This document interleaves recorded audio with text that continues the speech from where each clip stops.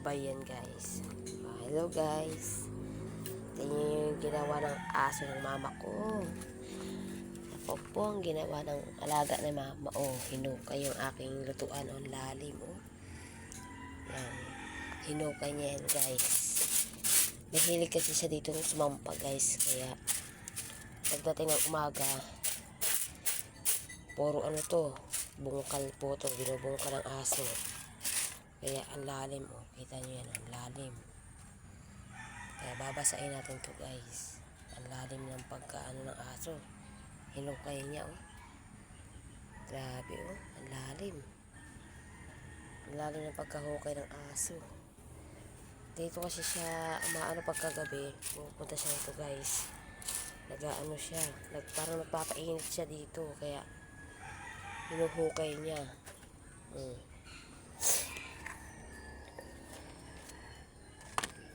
Kaya ang hirap.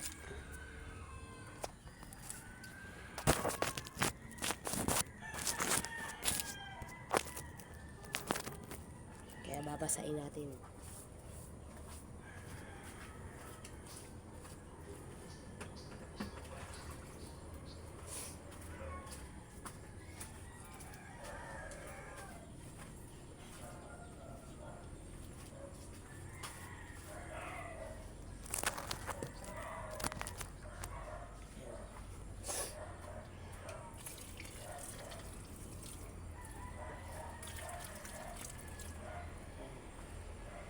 Babasain natin guys para tumigas uli siya.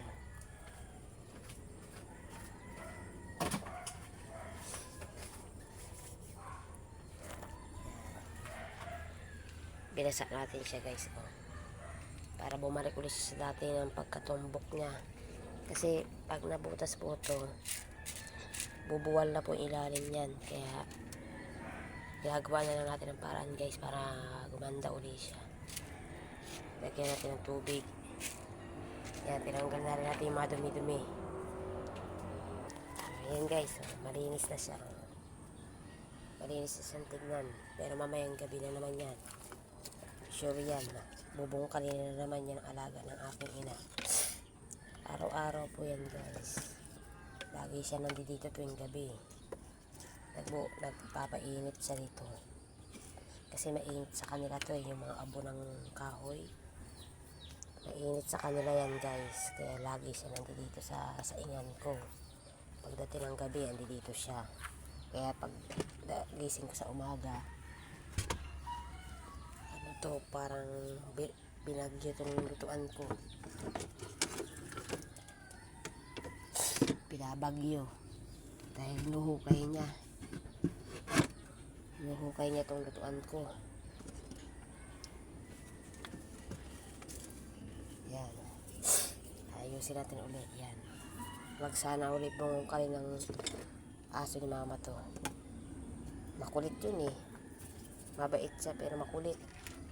Hilig siya mambungkal ng lupa.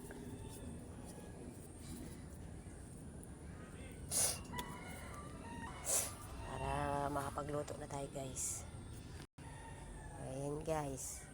Umpisa na naman ako ngayon ito mamaya magluluto na.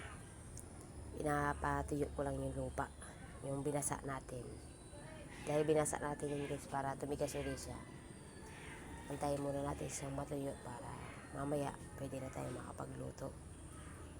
Antayin natin kasi basa-basa pa siya. Yan. Hanggang dito na lang guys. Isinare ko lang ng video ko dahil dito sa aking magandang lutuan.